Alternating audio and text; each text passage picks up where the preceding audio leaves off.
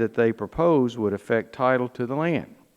Although the BLM's actions had the potential to affect numerous private landowners, at the time of the resurvey, no actual notice was provided to the affected citizens. In fact, other than posting a notice in the Federal Register, the BLM didn't do much at all. However, in September 2013, only upon the inquiry of private landowners in the affected area, the BLM provided a response that, based on the 1967 resurvey, quote, title would still appear to be vested in the United States, end quote. Both my staff and attorney representing several landowners have had conversations with national BLM representatives as well as the regional BLM representatives in Jackson, Mississippi, in which the BLM indicated that they do not actually seek to claim the private owner's property. But the BLM is powerless to properly disclaim ownership in the land absent legislation of court action. Therefore, I've introduced H.R. 3342 in order to remedy the situation and clarify that the survey referenced in 34 Federal Register 2677 shall have no legal bearing on the title of the affected land. As you can see from the map displayed, there are over 100 homeowners that could be negatively impacted if these title questions are not definitively settled. In addition, there are active mineral rights which are being held up over these questions of title. This bill would remedy both areas in a common sense manner. I urge its markup and passage. Thank you. We're now pleased to welcome our colleague on the subcommittee, the Honorable Crescent Hardy of Nevada's 4th District. Chairman McClintock, Ranking Member Songas, thank you for holding this important hearing and allowing us to testify on my bill, H.R. 1815, the Eastern Nevada Land Implementation Act. I would also like to thank the distinguished colleagues on the subcommittee for joining us here today.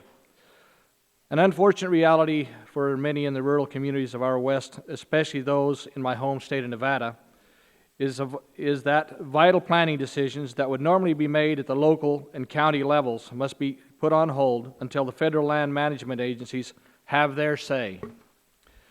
This is inefficient and overly bureaucratic.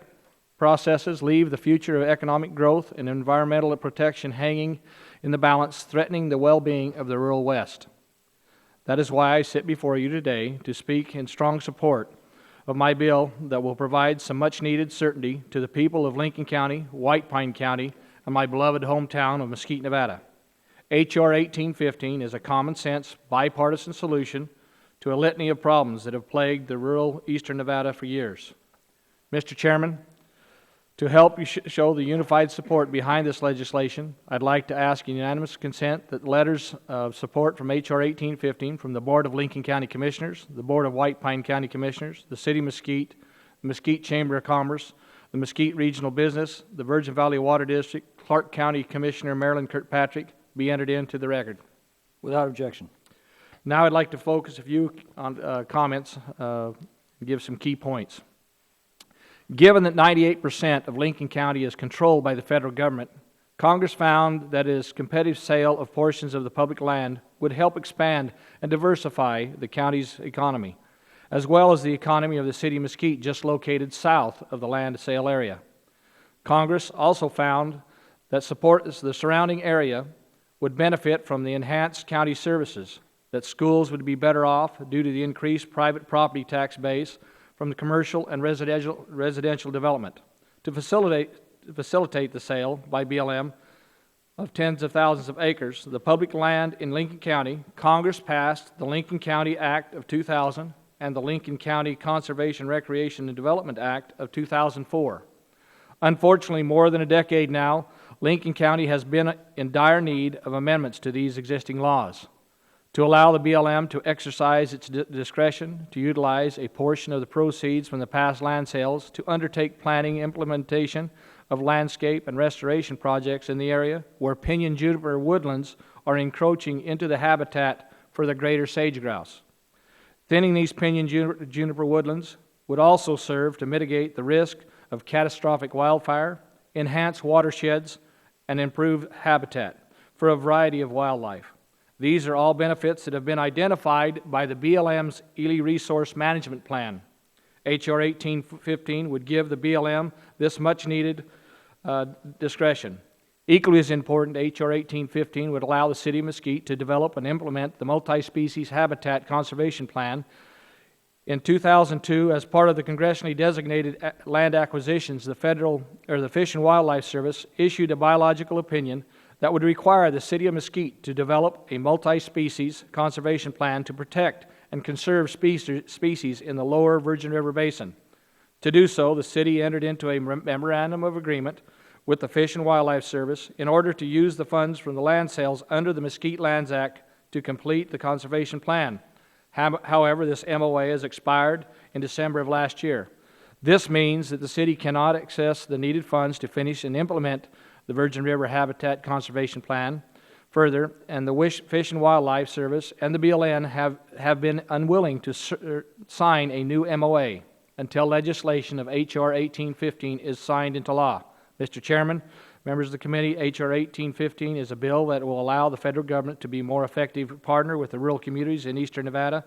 It will position BLM to fully implement the Ely District Resource Management Plan while expanding and diversifying the Lincoln County economy. It will fix errors in the wilderness areas in White Pine and Nye counties and will allow the City of Mesquite to finish and implement a conservation plan to preserve critical wildlife habitat and fish species.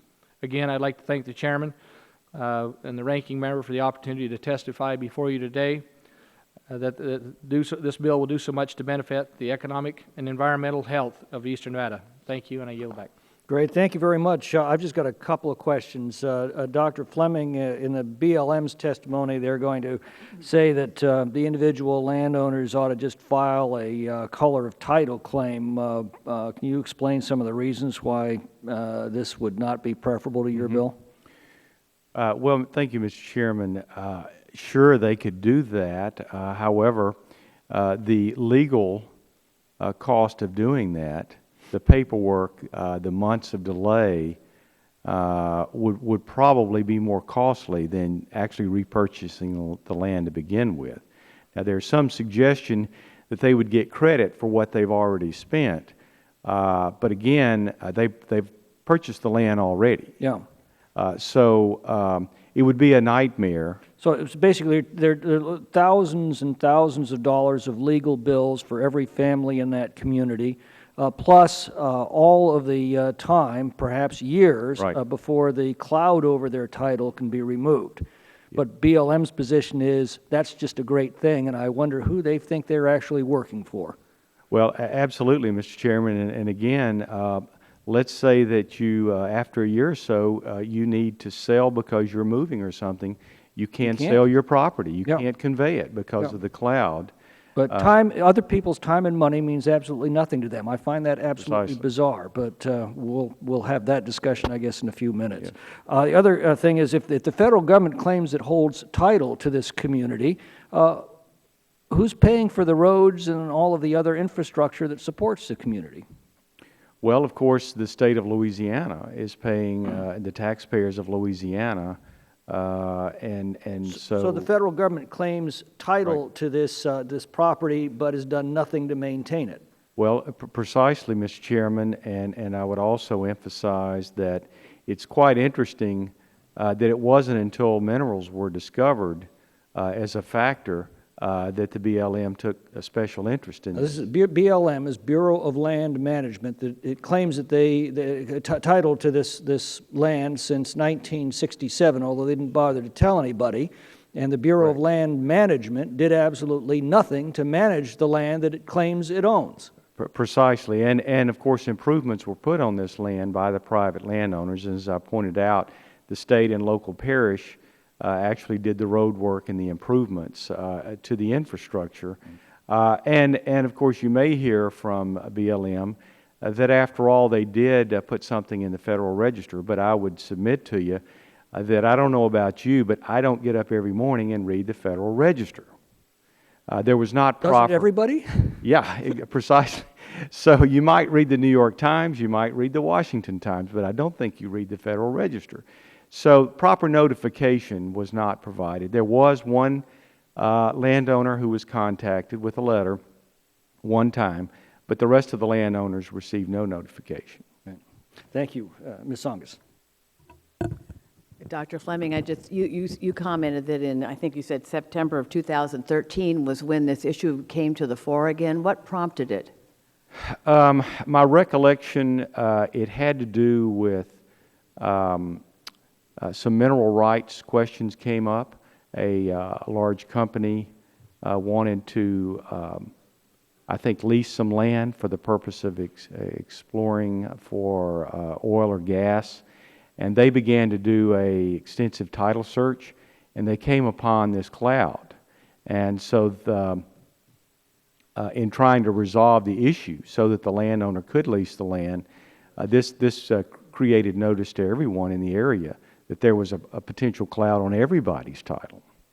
And that answer actually raises another, in an earlier life, I was a lawyer, and I know that I did some real estate transactions in which, as we did that, we would always go to the registry to sort of see what what the title issues were. Why this issue did not, if it showed up in 2013, why it did not show up in other transfers of title over the course of time since 1967. Right. I'm not a lawyer, and I've never researched a title, but my understanding on this, Ms. Songus, is that from the state's perspective and through the state records, the title was clear. Remember that the state then and even now, and I have a letter, by the way, from the Attorney General that I would like to submit for the record, and also 3 landowners as well. But from a state's perspective, and a lawyer who is practicing under a state license, unless that lawyer went to the Federal Registry, would not have known and would have given clear title. So the entity that was interested in, that was prompted in 2013 by its interest in some of the mineral rights, they did not find that in the registry? They found it through the Federal Register, or were they able, do you know? Offhand, I'm sorry, I really don't know the answer to that. I just think that to give you a little bit of context for this, in Louisiana, but because of our unique laws that we have, they're the so-called Neapolitan laws, you know, the old French laws. Large companies that come in to explore minerals try to be very careful because they don't want to get caught in some of the issues that are unique to Louisiana. So I think they probably went further than a typical lawyer would go in exploring these topics, because it's one thing to talk about a $50,000 piece of property. It's another thing when you may have millions of dollars of minerals and they want to get it right the first time.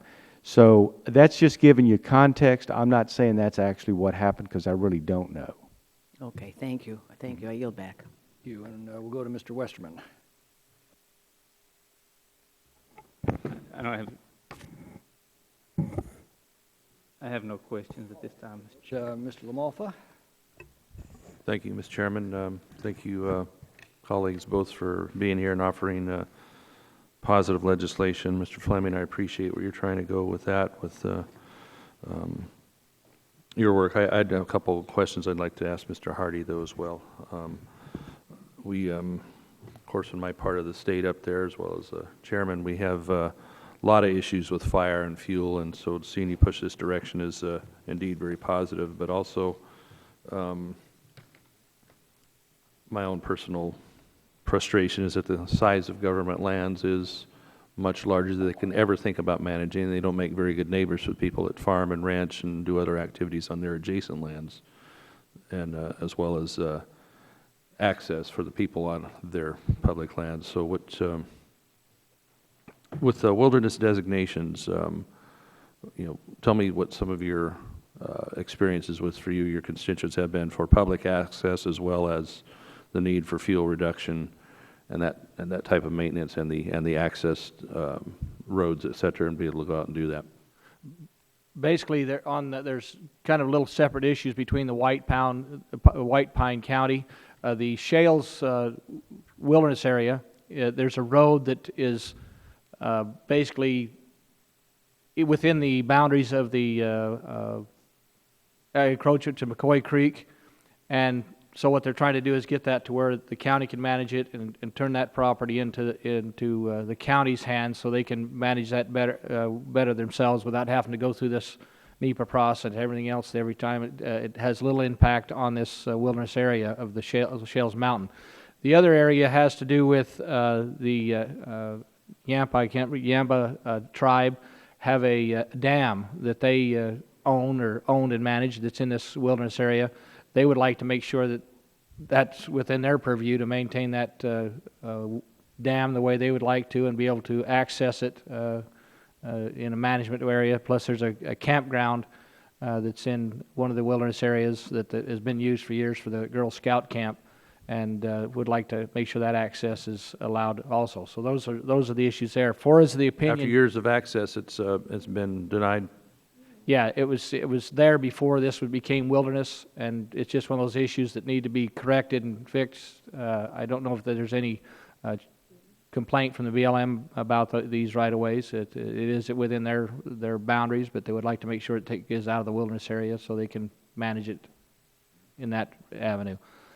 Now you're also looking at sale of surplus land in order to fund fuel reductions, which yes, what has happened in those land acts, both of them, these lands have been sold, many of them, and these funds, 85% goes back to the BLM or into a fund controlled by the BLM. The other, I think it's 10%, goes to the county for development of issues, and then there's 5% that goes into the school distribution fund for education.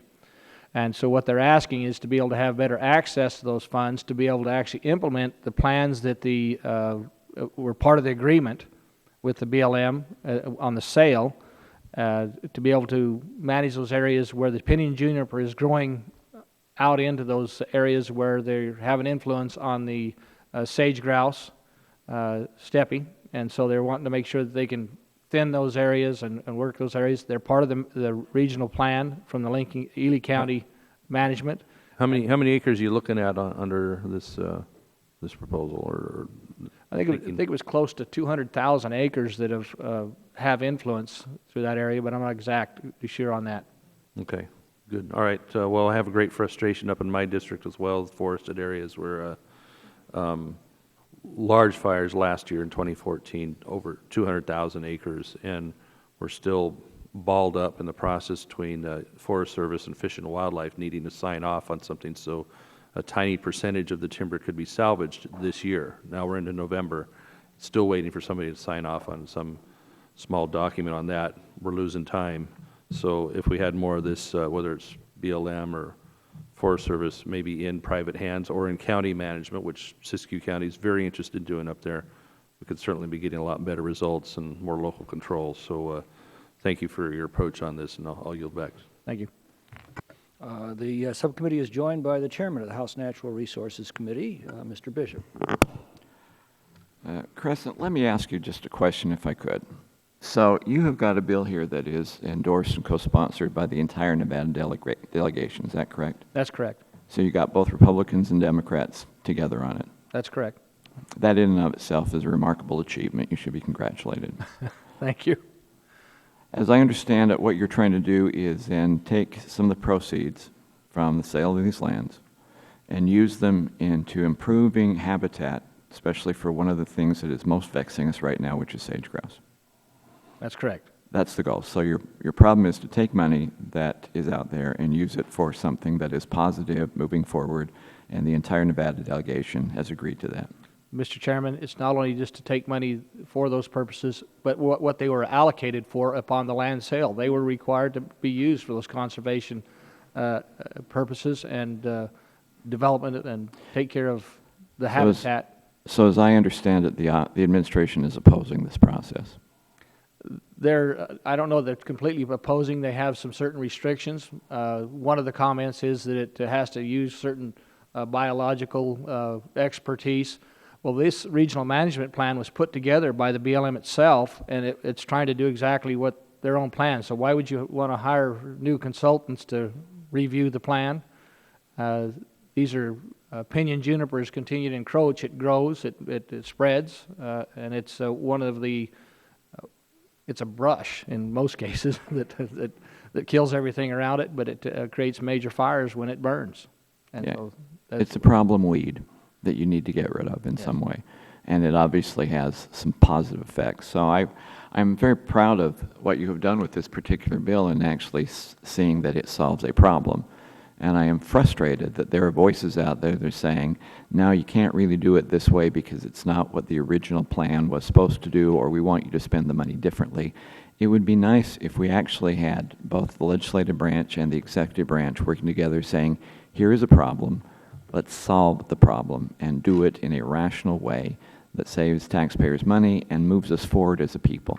I mean, this helps people in Nevada. So I congratulate you doing that, and I sense a sense of frustration if indeed the administration keeps voicing some sort of reluctance or opposition to actually solving problems and doing it the right way. Let's hope we can move forward with it. this body approved this legislation of land sales and appropriated where the dollars would go for these species. The mesquite MOA for the fish along the Virgin River Basin money was designated to help make that multi-species habitat conservation plan, and the city of Mesquite is, in their frustration, has not been able to come up with another agreement that expires at the end of the year. So, well, let's hope we can move forward to actually do something good for people, and let's hope that the rumors of opposition to this are simply that, bad rumors, and people at the end of the day realize this is the time to come together and move forward. Thank you. thank you. I'll yield back.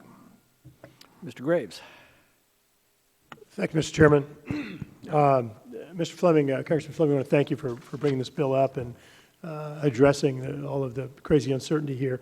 A few questions for you. Number one, if the federal government suggests that this land is theirs, do you have any documentation on PILT payments that the federal government has made to the parish there for the ownership of the property? Mr. Graves, I have no information that suggests there have been such payments. And I would assume that if the federal government owned this, they would be required to make PILT payments over a certain period of time. Precisely. And by the time you accrued interest and everything else, that would likely Correct. be a substantial amount of money that potentially offsets what they're alleging is Absolutely. their Yeah. asset in this case. Right. And I think that's something that we certainly should be taking a close look at, Mr. Chairman, to understand the actual value of going one way versus another in this case. Secondly, is there any documentation that that property taxes have been paid by the private landowners in this case? Absolutely. That's, as you know, put in the record annually because payments are made annually, and if not, the landowner loses the land. So while I haven't researched that question in detail, there's little doubt that, Sure. that they have made those payments annually. And in regard to the energy activity, I assume severance payments would have been made as well Of on course. the energy activity. Yes. And then are you aware of improvements that have been made by the private property owners on the property?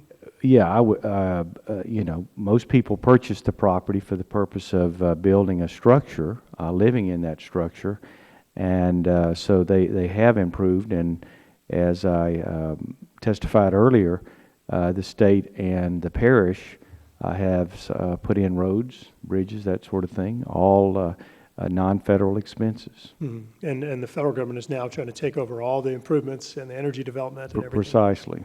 And in regard to any adjacent land, are you aware of any federal energy activity that occurs in any federal lands in that vicinity? And then, I'm not aware of that. so it's likely that they never Right. would have produced energy or mineral resources on this as well. Exactly. And then just one last question, Congressman.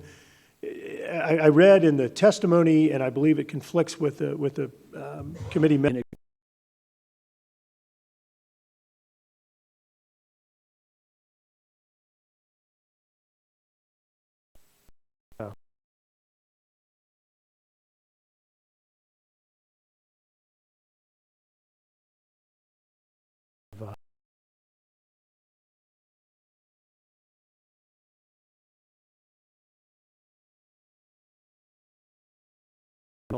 passed, and is concerned that the bill could transfer federal lands and mineral estate without appropriate compensation to the U.S. taxpayers. Also, the BLM is the survey of record for the United States.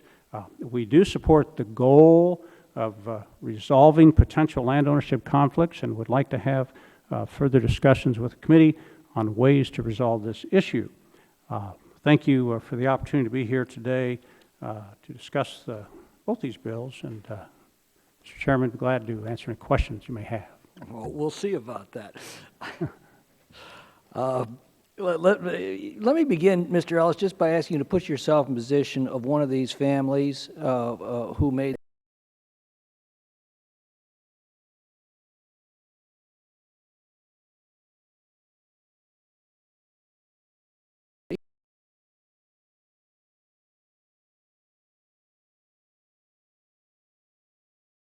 important to us is the landowners to resolve their title issues. We're proposing to do a group color title with landowners down in that area. It's a tool we have used in the past. In my career, we've used it in the past, successfully in the past. It does Mr. Ellis, take some time. I'm not getting through to you. It is a path forward. It's a path forward for these landowners to get certainty, right? To get some certainty. If that's the administration's position, that does a lot to explain the growing anger out there that we're all sensing from our constituencies over the imperiousness of the federal government, and particularly its land management practices. Let me go on to the Hardy bill for a moment. You said that wildlife biologists would need to be consulted in order to implement thinning projects on the pinyon juniper landscapes, but you also said that BLM had already identified in their Ely District Resource Management Plan more than 700,000 acres of pinyon juniper landscape for treatment. Were wildlife biologists not already consulted in the Ely District Resource Management Plan? And why is additional consultation necessary? Generally, when we develop resource management plans, involves our public, involves interdisciplinary teams, involves, in the case of Nevada, the NDOW, it involves all our publics and other agencies, state, federal agencies. And that's traditionally what we do when we write land use plans such as this. The current land use plan that we have in that area certainly identifies areas that we want to do this treatment. I think it was mentioned earlier when the first panel was up here about the adverse impact the spread of juniper will have on sage-grouse habitat. And so it's important to try to find that balance. We also, Mr. Chairman, have to be cognizant in the pinyon issue in particular of the native tribes. And what I've learned in my travels is these native tribes, those are the very... answer is never-ending story. Got it. Yeah. Ms. Tsongas. Thank you, Mr. Chairman, and thank you, Mr. Ellis, for being here. I wanted to follow up on some of the questions around the legislation before us that affects homeowners in Louisiana, and I certainly appreciate Dr. Fleming's strong advocacy for his constituents. But the reality is, as he said, that number one, what prompted all this was in September 2013, the sort of discovery of minerals and the interests of somebody in going forward and seeing what their title would look like if they wanted to move forward with developing those minerals. So that's number one, and I'm gathered that from that, the broader neighborhood has become aware of the cloud on their title. And I think we're all obviously sympathetic to those landowners, but I also know that this committee has a responsibility to balance the interests of the local community with the rights of all Americans, because federal lands, our public lands, are the inheritance of all Americans, and we have to be sure that we do right by those as we move forward. It's not always easy, obviously, as today's hearing is a testament to. So I just wanted to ask you that this legislation would nullify the BLM survey, and why is it important that you retain your survey authority, and what kind of precedent would this set were it to be nullified? All right, Congresswoman, thank you for the question. The public land ordinance back, long before I started my career, 1785, established authority for public land surveys and transfer of the public domain. And so back, as I understand it, back in 1838, the General Land Office conducted an original subdivision survey of this area. It's also my understanding that at that time they followed a meander line rather than what was historically what we refer to as the original high water mark that existed at statehood, and I think the 148.6 foot contour is what we have.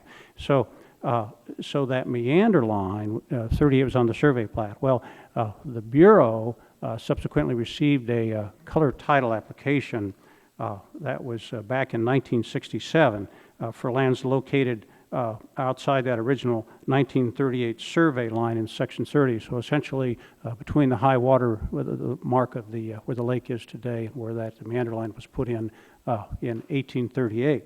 And that's what, of course, got the BLM looking at this, taking a look at the survey. So they went in there and did a resurvey of that area, which is not uncommon for the Bureau to do these resurveys.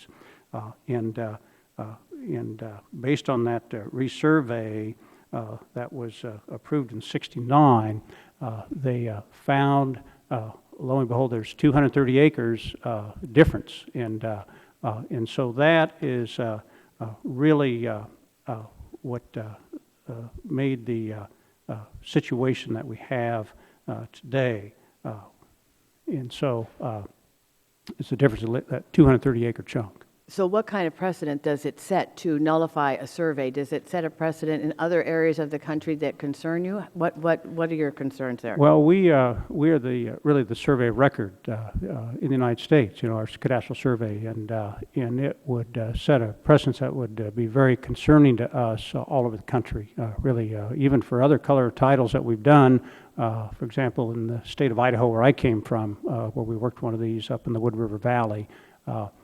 It would, it would certainly, our concern would be affect all these surveys that we do all over the country. And what kind of notice are you, one of the issues we've been hearing about is the only notice given was in the Federal Register. Is there any requirement that these things be recorded so as people are doing title searches as part of land conveyances, they become aware of these issues?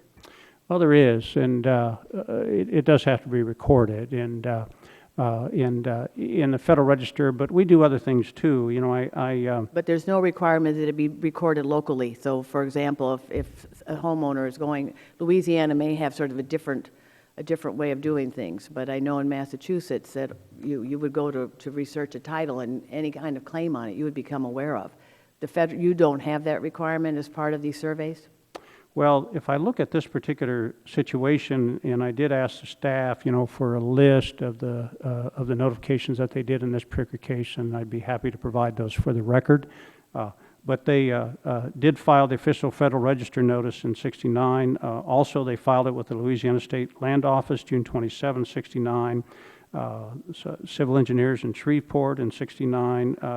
The local press, local paper, the New Orleans General Land Office, and also some of the recorder of deeds in the parish, and at least one member of Congress who made inquiries. So, and a few in the claimant. So that suggests, actually, to me, it suggests that maybe the translation wasn't made to the local authorities where they may have received the notice, but it wasn't filed where those who are doing land title searches would have seen it. And that BLM obviously followed through and did what it felt was appropriate, but for some reason it wasn't recorded in a way that anybody seeking out and looking at title would discover it in the normal course of any conveyance. Yeah.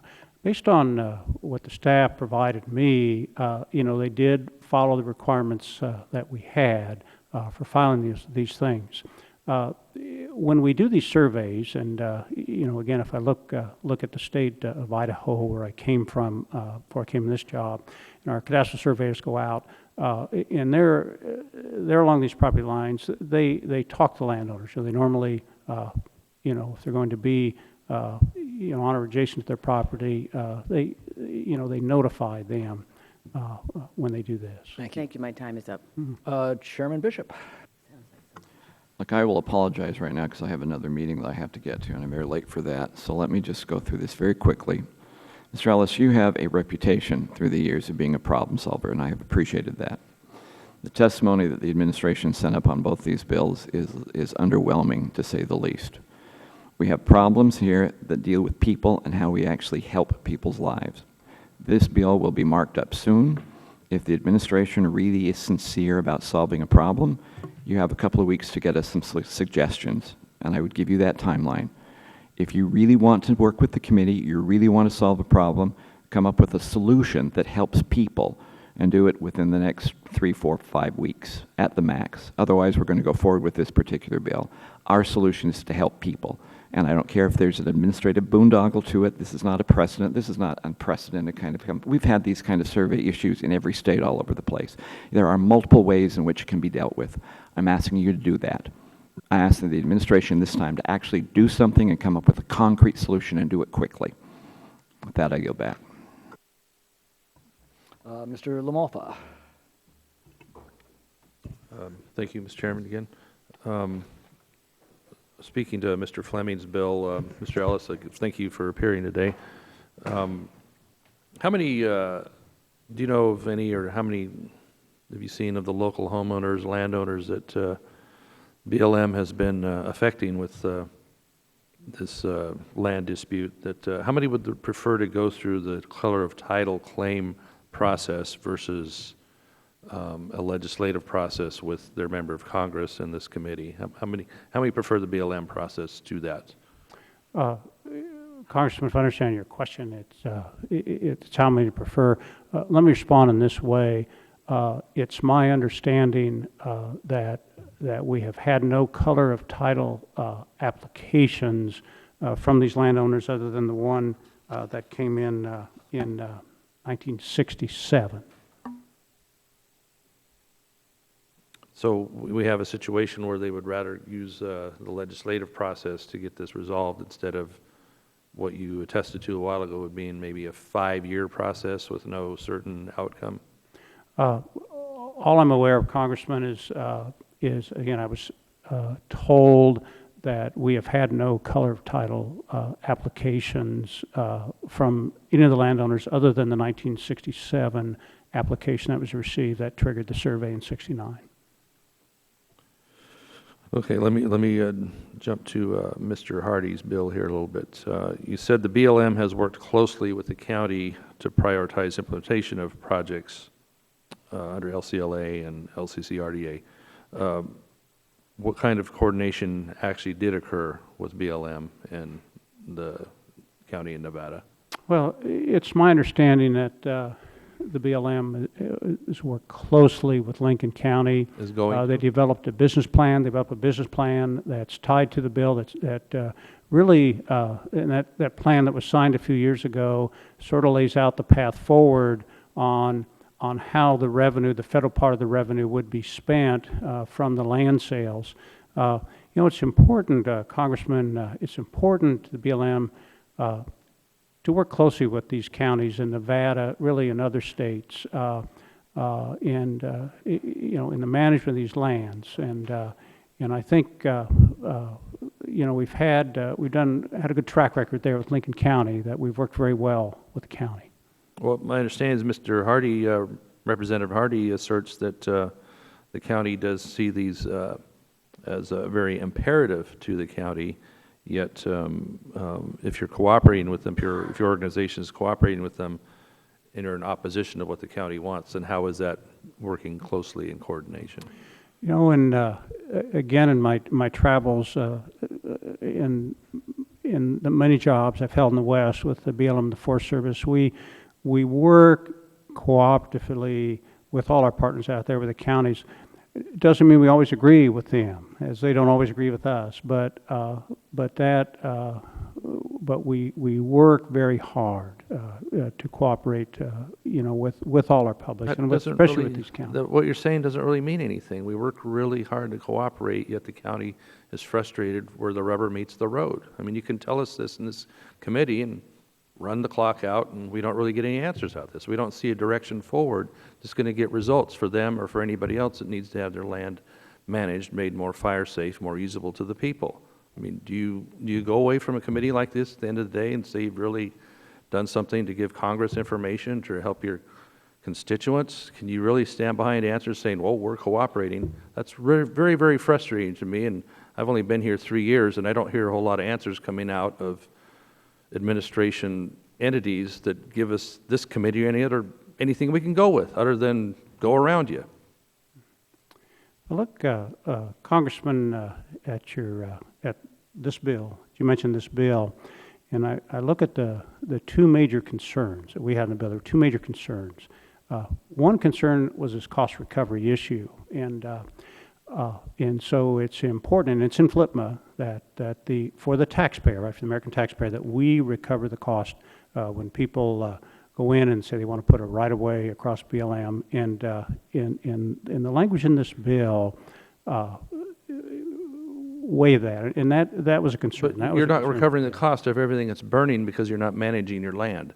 Okay, where's the cost recovery to millions of dollars of lost value of assets on federal lands? That doesn't seem to be the concern. Instead, nitpicking things like this. My time's up. I have to yield back. Mr. Westerman. Thank you, Mr. Chairman. Mr. Ellis, I'll take the Chairman Bishop's word as it is. He said you're a problem solver, and I'll assume that you're working in a system where you might not be able to solve problems the way that you would like to. I've seen that in my short time in Congress. I've not gotten to know you yet, but I'll take the chairman's word for that. And when I read your testimony, there's part of it here I really like. It says the BLM shares the sponsor's strong interest in developing and implementing hazardous fuels reduction projects and wildfire prevention planning and other habitat enhancement projects. In particular, the BLM supports the sponsor's goal of treating rangelands that are seeing incredible rates of encroachment from pinyon and juniper trees. The BLM's Ely District Resource Management Plan identifies treatment for more than 700,000 acres of pinyon and juniper woodlands, projects that could improve habitat for the greater sage grouse and other sagebrush-dependent wildlife species, provides opportunities to establish native vegetation, and reduce the risk of resource damage from catastrophic wildfires. That sounds fantastic. You've identified a problem there, but to use your next word, however, which seems to be what we hear a lot up here, however, and then it just goes on kind of like Charlie Brown's teacher, wah, wah, wah, wah, wah, wah. We can't do it. We can't make it happen. We know there's a problem. We just can't do anything about it. Out of these 700,000 acres, how many have actually been treated? How many acres have been treated? Right. I don't have that number today. I'd be happy to provide that for the record. How many would you guess? 5%, 50%? Boy, Congressman, I wish I knew, but I don't. I wouldn't even want to speculate, but I would be happy to get back to you with a precise number for the record. So, has anything prevented these treatments? Have there been treatments that have been prevented for some reason? Again, not knowing enough of the specifics of that particular project, I'd be reluctant to say. But what I could respond this way, and based in my experience in these type of projects in Idaho and in Oregon during my career, if I look at the things that could affect it, one of course could be the timing, right? The window that you have to do the treatments out there. And so that's one thing that can affect it. Another thing can be the funding, right? The available funding that you have. The other thing would be other priorities, for other treatments. And so, there's many things that can affect it. But I would say too, we've had some great successes in treating these juniper areas. I was the Chairman Bishop, he left, but in his home state last year, I was out in Box Elder County and looked at just a tremendous success story in juniper treatment up there in sage grouse habitat, where the Bureau was working with private landowners to go in there and mechanically take the junipers out. Utah, as I recall, Utah State University was then So we know tracking how to- the birds know how and to found that the manage- sage grouse had come back in We that know how to area. manage those woodlands, we know how to create sage grouse habitat, although part of what you're saying, the problem is we need to consult with experts, need to consult with tribes, even though these types of management plans have been implemented. It's not really, I don't believe, a matter of not knowing how to manage them. I think it's something to do with the will to do these management plans. And when we talk about problem solving, Representatives Hardy and Fleming are real problem solvers. They've proposed real solutions to real problems that face real Americans. And I believe if you're a true problem solver, why would you try to obstruct these real solutions and not want to, why would the agency not want to work with members of Congress to implement real solutions to problems so that we can make people's lives better, make our environment better, and make more sage grouse habitat, and do all these nice things like you talked about on these 700,000 acres? Congressman, if I look at what I heard what you said and heard the others say, I think we share a very common goal. We want good sage grouse habitat. We want to treat these areas where I refer to it as junipers on the march. That's what I called it when I was working in the West, junipers on the march. And we share that common goal on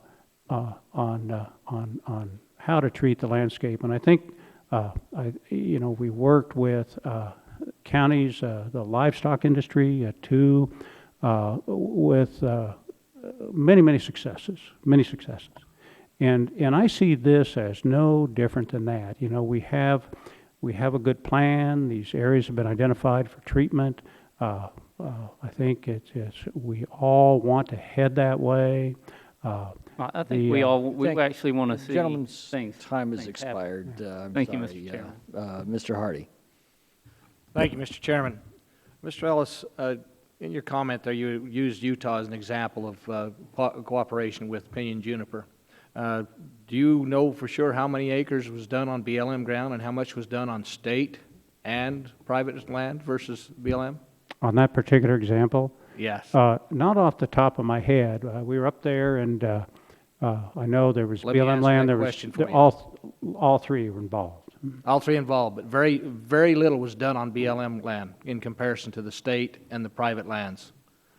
Hence the problem we have with government being one size fits all, in my opinion. The states are restricted in the West from being able to accomplish the goals that the people there that live locally understand. My first question with the BLM, you talked about cooperation with the entity like Mesquite.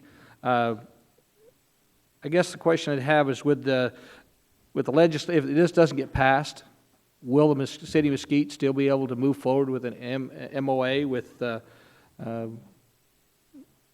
BLM or the Fish and Wildlife if this doesn't pass? And if that is to say, without the passage of this bill, will the Fish and Wildlife Service enter into a memorandum of understanding with the city of Mesquite, thus allowing the city consultants to complete their conservation plan if this doesn't pass? I'm not, Congressman, familiar with the specifics of the Mesquite Agreement, but what I can say is that, you know, FLPMA provides us the authority to develop cooperative agreements, to develop agreements, with various entities, counties. Let me stop you again. I've been around Mesquite my whole life. The 1986 Land Act, the monies were appropriated for these particular items through the sale of the land. We're not talking about FLPMA. These money dollars were specific to develop these multi-species habitat conservation plans and to help with it. It seems like that we just continually want to sit on those dollars, hold them back for something else, I don't know what, but these were designed for this area, this spot. That's the reason it was set up. So if this doesn't pass, will the city of Mesquite continue to have that cooperation? Yeah, the project list, you know, I have a list of the projects that they have worked on that I would be happy to provide Congressman for the record. The Bureau, our goal is to continue to work cooperatively with Lincoln County, with Mesquite, to work with them on all the aspects of what have been identified in the plan. Okay, the BLM has said it lacks authority, without congressional authority, to approve the dollars for the MOA. If this doesn't pass, well, how does the city move forward with this MOA and complete their plan? That's what we hear from the BLM. They lack authority without legislative approval. What I'll have to do, Congressman, I'll have to do some homework on that specific item and get back to you. Okay, thank you. I think we need to solve those kind of issues and move forward with it. I'd like to bring up one issue that I'm well aware of. Living in the ranching and farming environment my whole life, at least my young adult life, with my father and in different industries I grew up. But, you know, I've got to know many BLM managers over the years, going clear back into the 60s, long time ago. And recently, over the years, it's become frustration for those BLM managers that say they can't even manage their own land without approval from the higher-ups. They're so worried about their positions and what they do without asking the guy above them. Don't you think it'd be better that these issues be handled by the local authorities, and you should pretty much rubber stamp what those local authorities? They say that our lands are in the worst shape they've been and have been going downhill for the last 20 years because they can't manage things like the horse population, other issues that are out there. The cooperation, they have to make every step coming from this end down instead of dealing with it at the local level. You don't have to answer that. That seems to be a frustration out there with the people that work in these departments. They have a desire to do a great job, have a desire to take care of the issues at hand, and I think we need to reconsider how we do things with this particular department between the Fish and Wildlife and BLM. Thank you, and I yield back. Thank you, Dr. Fleming. Thank you, Mr. Chairman. Mr. Ellis, your testimony mentions BLM's authority, statutory authority, in the Federal Land Policy and Management Act. Does BLM currently have the legal authority to convey surface and mineral rights at no cost to the current owners of the land?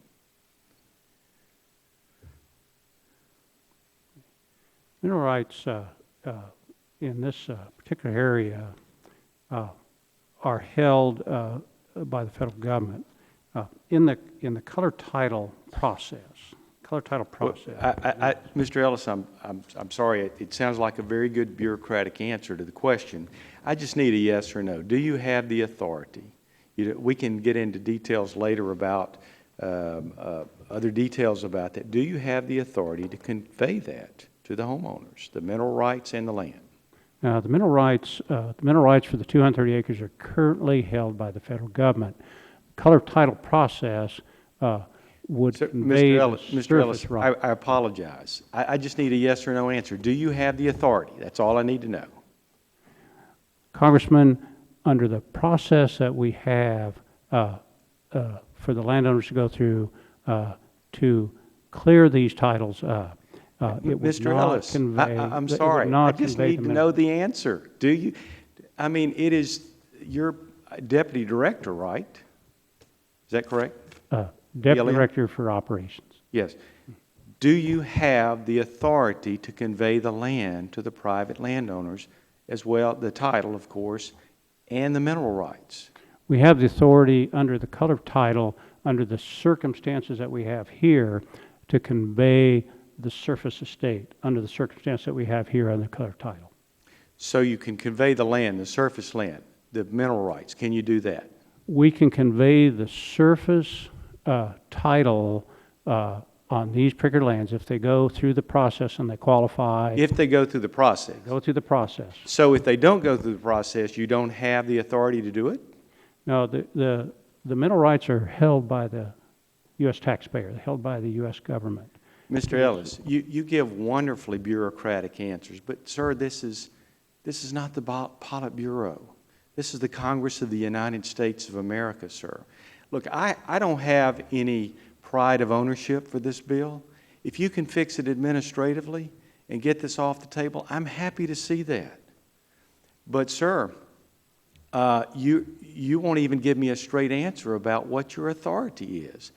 Look, this administration that you work for has done multiple modifications of the Affordable Care Act, unilaterally without Congress, has blocked the Keystone XL, has federalized the entire country through the waters of the U.S., has signed an Iranian agreement without consent of Congress, has created executive amnesty for hundreds of thousands of people coming across our border, and has shut down the coal industry and many power plants. Sir, do you have the authority to fix this problem for these 100 homeowners on Lake Bistineau? That's my question. Congressman, as I said, we have a path forward for these homeowners. But this is a bureaucratic path that could take many years. You say 5 years. You and I know that we're talking more like 15 years, and these things never being resolved. It's one thing to go along the bureaucratic pathway and satisfy all of your own created rules and regulations. What about, Mr. Ellis, just doing the right thing for these poor people who are subject to a problem that is of no cause of their own? It was caused by the federal government itself, and the federal government has the power to fix it but refuses to do that. So, sir, are you willing to do the right thing and solve these problems for these Americans, these good Americans, hardworking Americans who pay their taxes and just want you to do the right thing? Are you willing, sir, to do the right thing?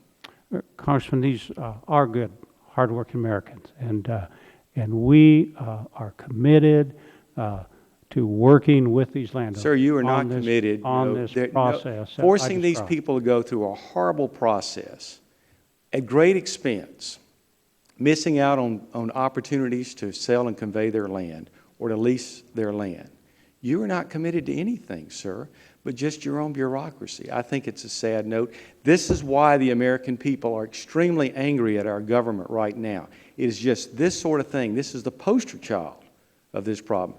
Mr. Chairman, I yield back. Thank you, Mr. Graves. Thank you, Mr. Chairman. Deputy Director Ellis, thank you for being here, and I hate to set a bad tone, but I really want to carry on the theme that Dr. Fleming is discussing. I mean, this is Congress. You know, here we are dealing with a national debt, $18 trillion plus, and many large issues, and listening to the testimony here and the questioning, I think both these issues are things that should be handled administratively. Shouldn't require bills being filed by colleagues and a hearing and everything else, all the time and expense whenever I think there are much greater things that this nation needs to be dealing with. It is frustrating. I have a few questions for you. Number one, did the United States give land without consideration to states and other public entities when those states entered the Union? Well, in this particular instance... No, just yes or no. Did the United States convey title to lands without consideration when states were entered into the Union? Did they make states purchase property that were within the bounds of their state, or was that land just given to them in many instances? Yeah, there were certain lands, again, in the west sections. I'm sorry, I got 5 minutes, so let me answer the question for you. Yes, the United States gave land to states without consideration, without compensation, just gave them lands, and so I just want to have that in the record for you.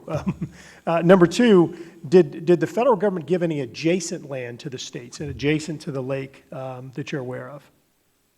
I'm not aware of lands that they gave in this particular circumstance. Would you mind reviewing that and submitting to the committee any updated information you find after your research? Thank you very much. You discussed with the ranking member, Congresswoman Tsongas, the precedent in this case. Could you identify other instances where there was a 155-year situation where land had been conveyed and it had believed to have been state property that properly had been conveyed to others? Could you provide to the committee other instances where this precedent would be set, where other instances where 155 years had passed where property had been in private hands or state hands? Congressman, I'm not aware of any. Could you research that and provide it to the committee as well, please? Yeah. Thank you. You said in your testimony that the states didn't own the land that was deeded to the levee district. Are you saying that they did not have legal title at the time that it was deeded to the levee district? Yes, that's correct. It was not, they But did not have legal title. but your to the land. resurvey was done in 1969? 1969, yet the land was conveyed prior to, correct? Well, the land was not. So at the time, the conveyed state to believed that state. they did have title. Yeah. When, The land was not conveyed to the state. The state, based on where the line was, the meander line. that the federal government established. So there was no mischief on the state's part when they conveyed the land. They were using the survey that the federal government had previously done that you came back and updated later. Let's see. PILT payments. I asked earlier about PILT payments. You made your resurvey, again, I believe it was 1969. Has the federal government made PILT payments to the state, to the parishes since, when was PILT authorized, 74? Has it made PILT payments on this, 76, on this? I do not know if any PILT payments have been made, but again, we can Okay, check could you that go and back get and research that? And also, if you have found that PILT payments were made, could you also provide the committee with the valuation of land under which the PILT payments were based, meaning the value per acre of property that's subject to Congressman Fleming's bill? Thank you. We'd be happy to. I appreciate that. Let's see. Also, there seems to be some disconnect in regard to the communication. It was stated, I believe, in one place that communication was made to the landowners, in another situation that it was not made to landowners. I'm just curious if you could provide the committee with documentation on that communication to the landowners that did or did not happen in the 1960s or 70s, whenever it was. And I yield my remaining 35 seconds to Congressman Fleming. Sorry.